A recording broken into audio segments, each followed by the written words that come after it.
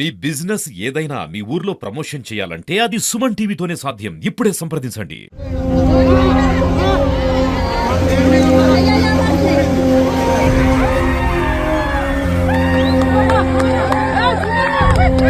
మొత్తం 4 రూమ్స్లలో 3 రూమ్స్ కూలిపోయినాయి. ఒకే ఒక రూమ్ మీద ఉన్నాం మేము. దాదాపు ఒక 4.5 5 అవర్స్ దాకా ఒకే రూమ్ మీద ఉన్నాం మేము.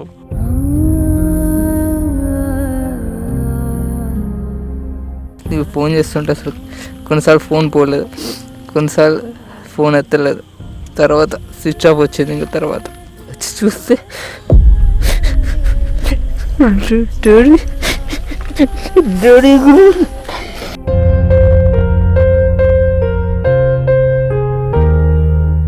డాడీ అప్పుడు ఒకవేళ పడితే ఆ చెట్టుని పట్టుకోరా అని చూపించిండు కొన్ని చెట్లని. ఇద్దరం అసలు మమ్మీ ఎడిపోయిందో కూడా తెలియదు ఫ్లోలో.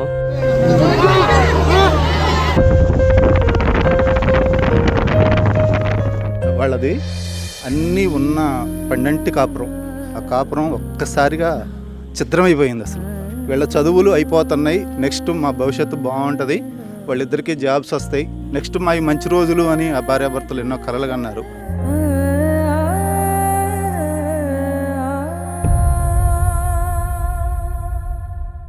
ప్రస్తుతం ఎక్కడైతే కుసుమంచి మండలంలోని గూడెం వద్ద జరిగినటువంటి ప్రమాదం, అంటే ఒకసారిగా పాలేరుకు సంబంధించినటువంటి రిజర్వాయర్ ఓవర్ఫ్లో అవడం వల్ల ఒక కుటుంబం ఆ వరద నీటిలో చిక్కుకుపోయింది. దాదాపు 8 గంటల పాటు అరచేతిలో ప్రాణాలను పెట్టుకొని బిక్కుబిక్కుమంటూ కాలం వెళ్ళదీసినటువంటి పరిస్థితి. కానీ దురదృష్టవశాత్తు తల్లి తండ్రిని ఇద్దరిని కోల్పోవడం జరిగింది.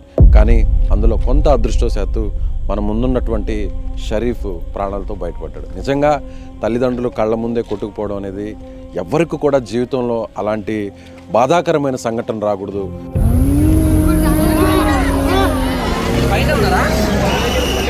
సో ఇక్కడ కుటుంబ సభ్యులందరూ కూడా ఉన్నారు. వారి తల్లి మృతదేహం కూడా ఇవాళే దొరికింది. 2 రోజుల కిందట తండ్రి మృతదేహం దొరికింది. ఇప్పుడు కరోనాకి సంబంధించినటువంటి ఏర్పాట్లన్నీ కూడా జరుగుతున్నాయి. కుటుంబ సభ్యులందరూ కూడా ఆ ఇద్దరు కుటుంబాలకి, షరీఫ్ వారి సోదరుడు కూడా బెంగళూరులో చదువుతున్నాడు, షరీఫ్ కూడా చదువుతున్నాడు.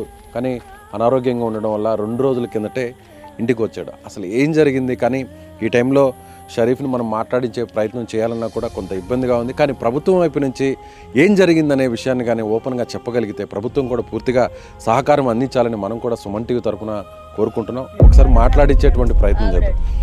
షరీఫ్, సారీ అమ్మా, ఈ టైంలో నిన్ను మాట్లాడించడం మాకు కూడా బాధగా ఉంది. కానీ కొంచెం ఓపిక తెచ్చుకున్నా. అసలు ఏం జరిగిందమ్మా, ఎంత ఇబ్బంది పడ్డారు అడగడానికి కూడా నాకు కూడా చాలా ఇబ్బంది. అసలు బతుకుతారు అనుకున్నారా అమ్మా నాన్న? 12 దాకా మాకు హోప్ ఉంది, హెలికాప్టర్ వచ్చిద్ది అన్నారు. 12 దాకా మేము వెయిట్ చేసినాం. అప్పటిదాకా డాడీ మమ్మీకి హోప్ చాలా ఉంది బతుకుతామని. కానీ తర్వాత నుంచి కాల్స్ డిలే చేస్తున్నారు, కాల్ చేసినా లిఫ్ట్ చేయట్లేదు. ఇక మాకు హోప్ పోయిందన్నమాట 12కి.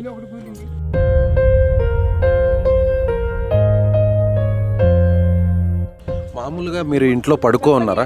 మీకు ఎన్ని గంటలకి ఫ్లడ్ వస్తుందని మీకు తెలిసింది? అసలు ఏం జరిగింది కొంచెం వివరించగలవా? మాకు ఎవరు ఇన్ఫర్మేషన్ అయితే ఇవ్వలేదు ఇంతగానో వస్తుందని. అరౌండ్ 5:30కి మేము బయట చూసినప్పుడు రోడ్డు మీదకి నీళ్ళు వచ్చేసినాయి. అప్పటికే మేము బయటికి వెళ్దామని బ్యాగ్ సర్దుకున్నాం ఉదయం 5:30కి. అయితే బయటికి వెళ్దాం అనుకున్నప్పుడు మా ఇంటి గేట్ల దగ్గర అప్పటికే ఫ్లో వచ్చేసింది అనమాట. వాటరు బయటికి వెళ్ళకుండా కొట్టేసింది దారి. అప్పటికే బయటికి వెళ్ళేది కాలేదు మేము. ఇక అప్పటి నుంచి ఇక మొదలుపెట్టినాం, ఊరోళ్ళకి ఫోన్లు చేస్తున్నాం, ఇరికినాం మమ్మల్ని కాపాడాలని. అప్పటి నుంచి 7 దాకా ఫోన్లు చేస్తూనే ఉన్నాం, కిందే ఉన్నాం. అప్పటిని ఫ్లో సడన్గా పెరిగినాయి అనమాట. ఫ్లో పెరిగినప్పుడు మేము ఇక ఇల్లు ఎక్కుదాం అనుకున్నాం. ఇల్లు ఎక్కినాం, మమ్మీ, నేను, డాడీ 3 మొబైళ్ళు తీసుకొని, నాయి డాడీ ఇక అందరికి ఫోన్లు చేసి వెయిట్ చేస్తూ ఉన్నాం మేము, ఎవరన్నా వస్తారా అని హెల్ప్కి. 5 గంటలకి ఫ్లడ్ వచ్చింది అంటున్నారు.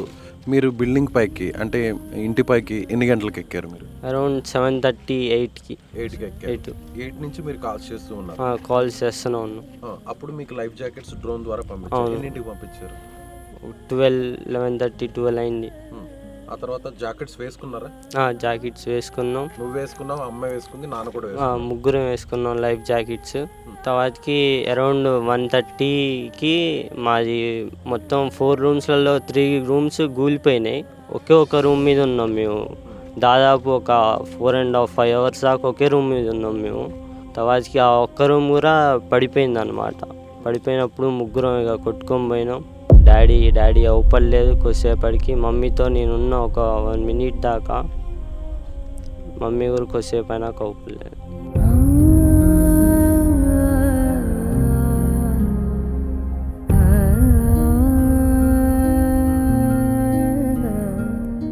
అంటే అమ్మ నీతో పాటే ఉన్నిందా కొద్దిసేపు కూడా? కొద్దిసేపు ధైర్యం చెప్పావా? నువ్వేమన్నా అమ్మకి ధైర్యం చెప్పావా? అమ్మ కూడా నీకేమన్నా ధైర్యం చెప్పింది? డాడీ అవుపడపోయి మమ్మీ డాడీని చూడరా అన్నది. నేను డాడీ అని మొత్తుకున్నా ఒక 2-3 సార్లు. డాడీ రిప్లై రాలేదు వీటి నుంచి. ఫ్లో ఎంత ఎక్కువగా ఉన్నిందమ్మా? అంటే అమ్మ పక్కనే ఉన్నింది కదా, పట్టుకోలేకపోయావు అమ్మని? లేదు, పట్టుకోలేనంత ఫ్లో ఉంది. ఫ్లో చాలా ఎక్కువ ఉన్నాయి కదా, మరి పైన నీటి పైన తేలుతారు కదా? తేలాము. డాడీ ఇరుక్కున్నా అన్నారు చెట్లో. మరి ఇద్దరం అసలు మమ్మీ ఎడిపోయిందో కూడా తెలియదు ఫ్లోలో. అప్పుడు ఆ 8 గంటలు అరచేతుల్లో ప్రాణాలు పట్టుకొని ముగ్గురు కూడా మాట్లాడుకుంటూ ఉంటారు. ఏదన్నా జరిగితే నెక్స్ట్ ఏంటి, ఏం చేయాలి అని. ఎలా అయినా అమ్మ నాన్న ముగ్గురు బతుకుతారనే నమ్మకంలో ఉన్నారా అమ్మ నాన్న? ఉన్నారు. అమ్మలో హోప్ హెలికాప్టర్ వస్తుంది, మనం ఇలా కాపాడతారేమో అని ఇప్పటిదాకా హోప్ ఉంది మాకు. 12-12:30 దాకా కూడా. కానీ 12కి అయిపోయింది. మా ఉన్న రూమ్ కూడా కూలేటట్టుందని మాకు అర్థమైపోయింది. అప్పుడు ఏమన్నా నాన్న ఏమన్నా మీతో చెప్పడం జరిగిందా? అమ్మ ఏమన్నా నీతో కొన్ని మాటలు ఏమన్నా చెప్పడం జరిగిందా? ఇలా ఏదన్నా జరిగితే తర్వాత ఎలా ఉండాలి, కాపాడుకోవాలి, ఒకరినొకరిని ఎలా కాపాడుకోవాలి, ఏదైనా చెట్టును పట్టుకోవాలి, కొమ్మలను పట్టుకోవాలి, అట్లా ఏమన్నా మాట్లాడుకున్నారు ముగ్గురు ఏమన్నా? డాడీ అప్పుడు ఒకవేళ పడితే ఆ చెట్టును పట్టుకోరా అని చూపించిండు కొన్ని చెట్లని. అమ్మ చాలా ధైర్యంగా ఉంది అన్నారు. అమ్మ కూడా మినిస్టర్తో మాట్లాడారు, పొంగులేటి శ్రీనివాసరెడ్డి గారితో. ఖచ్చితంగా హెలికాప్టర్ వస్తుంది, అలాగే మినిస్టర్ గారు కూడా ఖచ్చితంగా తీసుకొస్తామని హామీ ఇచ్చారు అని చెప్తున్నారు. అమ్మ చాలా ధైర్యంగా ఉన్నిందంట కదా చివరాఖరి వరకు కూడా? అంత ధైర్యంగా అయితే లేదు మమ్మీ చాలా భయపడుతూనే ఉంది పైన, మనం ఉంటామో ఉండమో అని. నువ్వేమనుకున్నావు నాన్న? నువ్వేమనుకున్నావు? బతుకుతారులే అమ్మ నాన్న అనుకున్నావా? బతుకుతానని అనుకున్నా నేను చివరి దాకా కూడా. ఇలా జరుగుతుందని జీవితంలో ఊహించారు ఎప్పుడైనా? నాన్న మంచి వ్యాపారం చేసుకుంటున్నాడు, నువ్వు బ్రదర్ కానీ నువ్వు కానీ మంచిగా చదువుకుంటున్నారు, ఒక మంచి పొజిషన్లో ఉంటారు ఫ్యామిలీ అంతా. అందరికీ నలుగురికి నేను ఇక్కడికి వస్తే అందరూ ఒకటే మాట చెప్తున్నారు, మీ ఫాదర్ అందరికి కూడా హెల్పింగ్ నేచర్ ఉన్న వ్యక్తి, అందరితో చాలా మంచిగా ఉంటారు, తన వర్క్ తాను చేసుకుంటారు, మీ ఫ్యామిలీ కూడా మీరు కూడా అందరితో చాలా బాగుంటారు అంటున్నారు. కానీ ఈరోజు మొత్తం తలకిందులైపోయింది. ఏంటి నాన్న నెక్స్ట్? నువ్వు కోరుకునేది ఏంటి? గవర్నమెంట్ నుంచి కానీ, లేదంటే ప్రభుత్వం కానీ, లేదంటే ప్రభుత్వ పెద్దల నుంచి కానీ అసలు ఏం కావాలనుకుంటున్నావు? అంటే ఇలాంటి టైంలో అడగడం రాంగ్, కానీ ఎలాంటి భరోసా కావాలనుకుంటున్నావు? నాకు ఉండడానికి ఇల్లు అయితే లేదు ప్రస్తుతానికి. గవర్నమెంట్ నుంచి ఏదో కొద్దిగా సాయం అయితే ఆశిస్తున్నాం మేము. ఏం చదువుకుంటున్నాను? నేను BTech second year, BTech final year 4th year. నువ్వేమన్నా చెప్పదలుచుకున్నావమ్మా? నువ్వు ఊహించావా? ఎప్పుడు తెలిసింది నీకు ఇలా జరిగిందని? బెంగళూరులో ఉన్నావు కదా. నాకు నా ఫ్రెండ్ 10:30కి ఫోన్ చేశాడు, ఇంటికాడ పరిస్థితి బాగాలేదురా, ఒకసారి ఫోన్ చేయరా అన్నాడు. నేను అప్పటి నుంచి ఫోన్ చేస్తున్నా, ఎవరు ఎత్తలేదు. నా ఫ్రెండ్కి ఫోన్ చేశాడు, వాడు మీ ఫ్రెండ్స్ సేఫ్గానే ఉన్నారు, రెస్క్యూ టీం వచ్చింది, వాళ్ళు హెల్ప్ చేస్తారు అని చెప్పాడు. నేను ఎమ్మటి స్టార్ట్ అయిపోయా అక్కడి నుంచి. అప్పటి నుంచి అందరికి ఫోన్ చేసి నాకు తెలిసిన వాళ్ళు మా ఫ్రెండ్స్ అందరికి, వాళ్ళు అందరు సేఫ్గానే ఉన్నారు అని చెప్పాడు. ఆ టైంలో అమ్మ నాన్న దగ్గర ఫోన్ ఉంది కదా, మొబైల్ ఉంది కదా, నువ్వేమన్నా మాట్లాడావా అమ్మ నాన్నకి?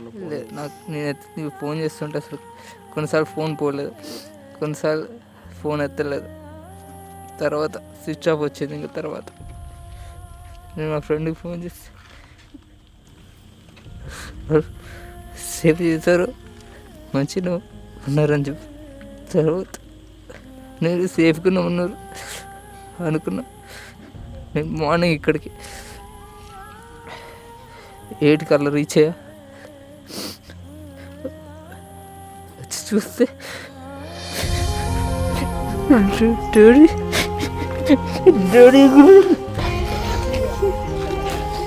ధైర్యంగా ఉండాలమ్మా, ధైర్యంగా ఉండాలన్న. పెద్దవాడు నువ్వే, తమ్ముడికి నువ్వు సపోర్టింగ్గా ఉండాలి. నువ్వు ఒక్కసారిగా నిన్ను తాళ్లతో కాపాడారు కదా, అప్పుడు కొట్టుకుపోతున్నప్పుడు నువ్వన్నా సేఫ్ అవుతావు అని అనుకున్నావు అప్పుడు? నేను హోప్ అయితే ఉంది నాకు. మనుషులు అవపడుతున్నారు జనాలు, వాళ్ళు చేతులెక్కి సైకిల్ చేస్తున్నారు ఇటురా ఇటురా అని. వాళ్ళు లాస్ట్లో నేను అవపడ్డాను, వాళ్ళు నన్ను గుంజారు ఎమ్మటే బయటికి. అవపడ్డం వెంటనే గుంజిగా నువ్వేమన్నా వాళ్ళ వైపు వెళ్ళే ప్రయత్నం ఏమన్నా చేసావా, లేదంటే ఆ ప్రవాహంలో నువ్వే అటువైపు కొట్టుకొని వచ్చావు? ఫ్లోనే నెట్టేసింది నన్ను, ఫ్లోనే అక్కడ దాకా నెట్టేసింది. నీకు స్విమ్మింగ్ వచ్చా? లేదు, స్విమ్మింగ్ రాదు. నాన్నకు కూడా రాదు? నాన్నకు వచ్చు, మమ్మీకి రాదు. కానీ నాన్నకు స్విమ్మింగ్ వచ్చినా కూడా చెట్లో ఇరుక్కుపోయాడు. అవును. నిజంగా చాలా బాధాకరం. షరీఫ్ వాళ్ళ సోదరుడు ఇద్దరు కూడా అన్నదమ్ములే మిగిలారు చివరికి. చిన్నప్పటి నుంచి అమ్మా నాన్న ఇద్దరిని ఒక మంచి ప్రయోజకులు చేసి వారి భవిష్యత్తుకు బంగారు బాటలు వేయాలని ఒక్కొక్క మెట్టు ఎక్కుతూ ఒక్కొక్క రాయిని పేర్చుకుంటూ మంచిగా వ్యాపారం చేసుకుంటూ వచ్చారు. మరికొన్ని సంవత్సరాల్లో ఇద్దరు కూడా ఒక మంచి ఉద్యోగాల్లో సెటిల్ అవుతారు. తల్లిదండ్రులు కూడా ఇద్దరిని ఎంతో సంతోషంగా చూడాలనుకున్నారు. కానీ విధి ఒక్కసారిగా మొత్తం జీవితాన్ని అంతా తలకిందులు చేసింది. ఇద్దరు మాట్లాడుతుంటే, షరీఫ్ మాట్లాడుతుంటే ఒకవైపు ఒక బాధ కలుగుతుంది. వారి సోదరుడు అంటే చివరకు అమ్మా నాన్న నేను వచ్చేంత వరకైనా కాపాడుతారేమో, బయటపడతారేమో, ఇన్ని గంటలు ఉన్నారు కదా, రెస్క్యూ టీమ్ ఏదన్నా హెల్ప్ చేసి వాళ్ళని సేవ్ చేస్తుందేమో అనుకున్నాడు. కానీ ఇక్కడికి వచ్చాక తండ్రి మృతదేహాన్ని చూశాడు. తల్లి మృతదేహం 2 రోజుల వరకు కూడా దొరకనటువంటి పరిస్థితి. ఒక్కసారిగా ప్రకృతి, ఒక్కసారిగా ప్రళయం లాంటిది వస్తే జీవితాలు ఏం జరుగుతాయనే దానికి యాకూబ్ కుటుంబం ఒక ఉదాహరణగా మనం చెప్పవచ్చు. సో ప్రభుత్వం వీరికి అండగా నిలబడాలి. ఎవరైనా దాతలు కూడా ముందుకు రావాలి. ₹1,00,00,000 వరకు వాల్యూ చేసేటువంటి వీరు ఆస్తులు మొత్తం కొట్టుకుపోయాయి. ₹1 కూడా మిగలలేదు. అప్పటి వరకు ఎంతో సంతోషంగా అక్కడ మనం చూసాం. కారు ఉంది, ట్రాక్టర్స్ ఉన్నాయి, బైక్ ఉన్నాయి, అలాగే వాల్యుబుల్ థింగ్స్ అన్నీ కూడా ఉన్నాయి. అన్నీ కొట్టుకుపోయాయి, ఏం మిగలలేదు. చివరాఖరికి ఏం మిగలలేదు. ఆ చిన్నారిని అడిగితే ఏమంటున్నాడంటే, నేను చదువుకుంటున్నాను, గవర్నమెంట్ మేము ఉండడానికి ఇల్లు కూడా లేదు, ఒక ఇల్లు లాంటిది ముందు ఒక జాగా చూపించండి చాలు అంటూ కూడా ఆ షరీఫ్ కోరుతున్నటువంటి పరిస్థితి. సో అందరూ కూడా వీరిని అడుగుదాం, ఏం చేస్తే బాగుంటుంది, ఈ పిల్లలకి ఏం చేస్తే బాగుంటుంది, ఈ ఫ్యామిలీకి ఏం చేస్తే బాగుంటుంది అనేది ఇక్కడ ఉన్న వారిని అడిగి తెలుసుకుందాం.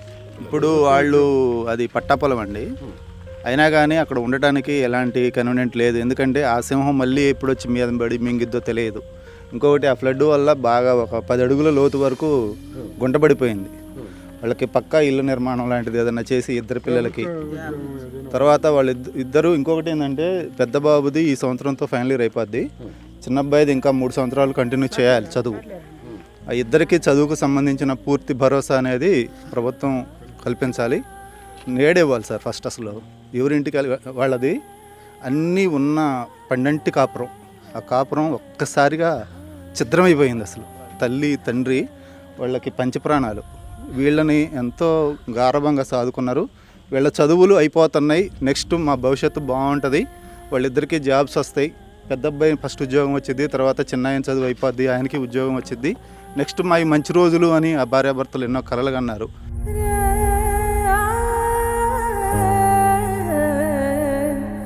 ప్రతిరోజు మేము వాళ్ళతో మాట్లాడుతూనే ఉంటాం. మా సొంత బంధువు, మా సొంత అన్నయ్య, మా వదిన. ఫైనల్గా ఏం చేస్తా, ఇద్దరికి ఏం చేస్తే బాగుంటుంది? ఇద్దరిలో కనీసం ఒకరికైనా షరీఫ్ని కాపాడారు స్థానికులు, షరీఫ్ని కల్పించాలి సార్. ఎందుకంటే విద్యార్హత ఉంది, ప్రభుత్వ ఉద్యోగం అనేది పెద్ద అబ్బాయికి ఇప్పుడు ఈ సంవత్సరంతో ఇదే కోరుకుంటున్నారా? జాబులు రావాలా గవర్నమెంట్. మేము కోరుకునేదల్లా ఏమీ లేదు సార్. ఆ ఇద్దరు పిల్లలకి కూడా వాళ్ళకి ఆదరు ఏమన్నా ఉన్నది అని అంటే, ఆ గవర్నమెంట్ నుంచి ఏదైనా పొందగలిగేది ఏమన్నా ఉన్నదంటే ఇద్దరు పిల్లలకు కూడా జాబే సార్. అందరూ ఒక్కసారి చెప్తారా ప్రభుత్వానికి తెలిసే విధంగా? కంపల్సరీగా ఖచ్చితంగా ఇద్దరికి గవర్నమెంట్ జాబ్, ఇద్దరు పిల్లలకి జాబ్ వాళ్ళకి జాబ్ కావాలి. కాపాడలేదు కాబట్టి వాళ్ళు ప్రభుత్వం జాబ్ ఉద్యోగాలు రావాలి, గవర్నమెంట్ జాబులు రావాలి, ప్రభుత్వం ఇల్లు కట్టియాలి. ఆ చేతిలో లేదు. అవకాశం ఉంది, వాళ్ళకి అవకాశం ఉంది. ప్రభుత్వం కాపాడలేదు కాబట్టి ఆ ఇద్దరు పిల్లలకి న్యాయం చేయాలి, ఇద్దరు పిల్లలకి జాబ్ ఇప్పియాలి. వాళ్ళు బాధపడ్డారు, ఇప్పటిదాకా మేము కాపాడలేదని బాధపడ్డారు. మీరంతా గ్రామస్తులు, బంధువులంతా, కుటుంబ సభ్యులంతా ఆ ఇద్దరు ఇప్పుడు అనాథలుగా మారారు. మీరందరూ ఇదే విధంగా చివరి వరకు సపోర్ట్ గా ఉంటారా? ఉంటాం సార్, ఉంటాం చివరి దాకా ఉంటాం. చివరి లాస్ట్ దాకా చివరి వరకు ఉండాల్సిన బాధ్యత మాకుంది. మా పిల్లలకి ఎండలేదు, వాళ్ళ పిల్లగాళ్ళు ఆగమవుతారు. వాళ్ళకి ఏమి ఆస్తి కూడా లేదు, ఏమీ లేదు, ఉంటుంది గూడు కూడా లేదు. కాబట్టి మీరు చేసే ప్రయత్నం చేసి వాళ్ళ జాబులు ఇప్పియాలండి. సో చూస్తున్నారు కదా వ్యూవర్స్, ఈ వీడియో చూస్తున్నటువంటి ప్రతి ఒక్కరు కూడా కింద వారి అకౌంట్ నెంబర్స్ని మెన్షన్ చేస్తాము, ఫోన్పే నెంబర్ని, గూగుల్ పే నెంబర్ని కూడా మెన్షన్ చేస్తాం. వారి చదువు తిరిగి కొనసాగాలి. ఆ ఇద్దరు చదువు కూడా బీటెక్ చదువుతున్నారు, ఇద్దరు కూడా 4th ఇయర్ తను చదువుతున్నాడు పెద్ద అబ్బాయి, అలాగే 2nd ఇయర్ చదువుతున్నాడు ప్రాణాలతో బయటపడినటువంటి షరీఫ్. వీరికి చదువుకోవడానికి ముందు ఒక భరోసా కల్పించాలి, ఎవరైనా దాతలు ముందుకు రావాలి, అలాగే ప్రభుత్వం కూడా వారికి ఉద్యోగ అవకాశాన్ని ఏర్పాటు చేయాలి. సో ఇదే అందరూ డిమాండ్ చేస్తున్నారు. మానవత్వం ఉన్నటువంటి ప్రతి ఒక్కరు కూడా ఇదే కోరుకుంటున్నారు. కట్టుబట్టలతో ఇప్పుడు రోడ్డు మీద పడిపోయారు. ₹1 కోటి ఆస్తి మొత్తం కూడా ధ్వంసం అయిపోయింది, మొత్తం నేలమట్టం అయిపోయింది. అప్పటి వరకు 12 కాపురంగా ఉన్నటువంటి ఆ కుటుంబం ఒక్కసారిగా విధి ఆడిన వింత నాటకంలో విచిత్రంగా ఆ ఇద్దరు బలైపోయారు. ప్రాణాలతో బయటపడినా కూడా ఎలా బతకాలి, రేపటి రోజు ఏంటి అనేటువంటి ఆలోచనే ఆ ఇద్దరి కళ్ళల్లో మనసులో మెదులుతుంది. సో గవర్నమెంట్ రెస్పాండ్ అవుతుంది పాజిటివ్గా, వీరందరూ కోరుతున్నట్టుగా, ఆ పిల్లలు కోరుతున్నట్టుగా పాజిటివ్గా రెస్పాండ్ అవుతుంది అనేటువంటి నమ్మకం మనకు ఉంది. అందరికి కూడా ఇదే నమ్మకం ఉంది, అందరికి కూడా నమ్మకం ఉందండి, అందరికీ ఉంది. మాకు పొంగులేటన్న వచ్చిండు, మాకు మా పిల్లలకి ధైర్యం చెప్పిండు, మాట ఇచ్చిండు, అదే ఖచ్చితంగా మాట మీద నిలబడతాడని చెప్పేసి మాకు నమ్మకం ఉంది సార్. ఆ పొంగులేటన్న ఈ పిల్లలకి ఉద్యోగం కనుక ఇస్తే ఆయన దేవుళ్ళలాగా తలుచుకుంటాం సార్. మేము ప్రాణాలు కోల్పోయినా కానీ, ఆర్థికంగా నష్టపోయినా, ప్రాణాలు కోల్పోయినా, ఇద్దరు పిల్లగాళ్ళకి కూడా ఆ పొంగిలేటన్న ఈ ప్రభుత్వంలో ఆ పిల్లలకి కనుక జాబ్ ఇస్తే ఇంతకు మించి మేము కోరుకునేది ఏమి లేదు సార్. ఆ పిల్లలు కోరుకునేదే మేము అది ఒకటి. చచ్చిపోయిన అమ్మాయి అర్ధగంట సేపు మాట్లాడింది పొంగిలేటిన అన్నతో, మా బిడ్డ, మా పెద్ద బిడ్డ అర్ధగంట మాట్లాడింది. తండ్రి అంటే చనిపోయినటువంటి సైదాబి వారి తండ్రి వస్తుంది బండి అన్నాడు. మీరు ఇప్పుడు పంపించారు, కాకపోతే వాళ్ళకి వాతావరణం సహకరించలేదు. వాతావరణం సహకరించకపోయినా సరే వాళ్ళకి జాకెట్లు వచ్చినాయి, డ్రోన్ కెమెరాలతోటి పవర్ బ్యాంక్ పంపించారు. వాళ్ళు చేయగలిగే అంత వరకు చేశారు. మాకు వాళ్ళు చివరి వరకు ఎంత చేయాలో అంత చేశారు. తాత అవ్వగా మీరు చెప్పండి, బిడ్డలుగా చెప్పండి, మీ మనవాళ్ళుగా చెప్పండి, మీరు ఎలాంటి సాయం ప్రభుత్వం నుంచి? వాళ్ళకి ఇద్దరు జాబ్ రావాలి, జాబ్ గవర్నమెంట్ జాబ్, అలాగే చదువుకు సంబంధించినటువంటి ఆర్థిక అవసరం అనేది ఏమన్నా ఉంటే మీ దయ. వాళ్ళకి జాబులు, ఇల్లు నిలబెట్టండి. వాళ్ళు చెప్పుకునే పరిస్థితిలో కూడా లేరు. వాళ్ళకి ఇల్లు, ఇద్దరికి జాబులు. చనిపోయింది నా అక్క, నా సొంత అక్క. వాళ్ళకి ఏమీ లేదండి, వాళ్ళ అనాథలుగా మిగిలిపోయారు ఆ పిల్లలు. వాళ్ళకు ఉన్నదంతా అక్కడే పోయింది, వాళ్ళ అమ్మ నాన్నతో పాటు అన్నీ పోయినాయి. వాళ్ళకి ఇల్లు కావాలి, వాళ్ళకి ఒక గూడు కావాలి, వాళ్ళకంటూ వాళ్ళ కాళ్ళ మీద వాళ్ళు బతికే సాయం ప్రభుత్వం చెయ్యాలి. రైట్, ఇక్కడ అందరూ కోరుతున్నట్టుగా వీరిద్దరికి కూడా, షరీఫ్కి అలాగే యాకూబ్ కుటుంబానికి సంబంధించినటువంటి భరోసాని ప్రభుత్వం ఇవ్వాలి. ఖచ్చితంగా వారికి ప్రభుత్వ ఉద్యోగ అవకాశాన్ని కల్పించాలి. అలాగే కొంతమంది దాతలు కావచ్చు, లేదంటే ప్రభుత్వమే వారి విద్యకు సంబంధించినటువంటి ఖర్చునంతా కూడా భరించి వారి ప్రయోజనాలకు, అంటే కొంతన్నా పోయినటువంటి తల్లిదండ్రులను తీసుకురాలేం, ఆ నష్టాన్ని పోర్చలేం, కానీ జీవితంలో ముందుకు వెళ్ళడానికి వారికి ఒక ఆధారాన్ని కల్పించాలని వారి తరపున కుటుంబ సభ్యులు, వారి సన్నిహితులు అందరూ కూడా కోరుతున్నారు. సుమన్ టీవీ కూడా అదే కోరుకుంటుంది. ముందు వీరికి సంబంధించి మీకు ఒక అకౌంట్ నెంబర్ డిస్ప్లే చేస్తున్నాం కింద, అలాగే ఫోన్పే, గూగుల్ పే నెంబర్ కూడా డిస్ప్లే చేస్తున్నాం. మీరు నేరుగా వీరికి సహకారం అందించాలంటే ₹1 కోటి వరకు నష్టపోయారు, ఏం మిగలేదు. కాబట్టి వారి చదువు కోసం కాస్తంత మీ వంతు సహాయంగా మేము సైతం అంటూ ముందుకు వచ్చి వారికి చేయాల్సినటువంటి సహాయాన్ని చేయాలని సుమన్ టీవీ మనస్ఫూర్తిగా కోరుకుంటుంది. కెమెరామెన్ సాయితో విజయ్, సుమన్ టీవీ, ఖమ్మం నుంచి.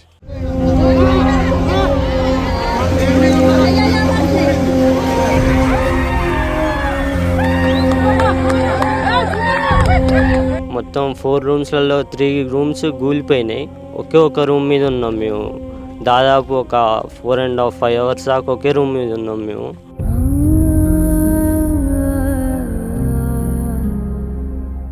ఫోన్ చేస్తుంటే అసలు కొన్నిసార్లు ఫోన్ పోలేదు, కొన్నిసార్లు ఫోన్ ఎత్తలేదు. తర్వాత స్విచ్ ఆఫ్ వచ్చింది. ఇంకా తర్వాత వచ్చి చూస్తే డాడీ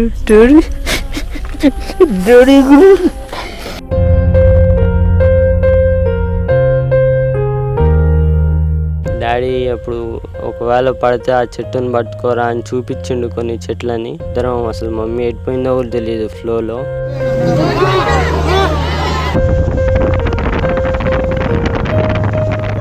వాళ్ళది అన్నీ ఉన్న పండంటి కాపురం.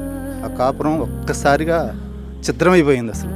వీళ్ళ చదువులు అయిపోతున్నాయి, నెక్స్ట్ మా భవిష్యత్తు బాగుంటుంది, వాళ్ళిద్దరికీ జాబ్స్ వస్తాయి, నెక్స్ట్ మా మంచి రోజులు అని ఆ భార్యాభర్తలు ఎన్నో కలలు కన్నారు.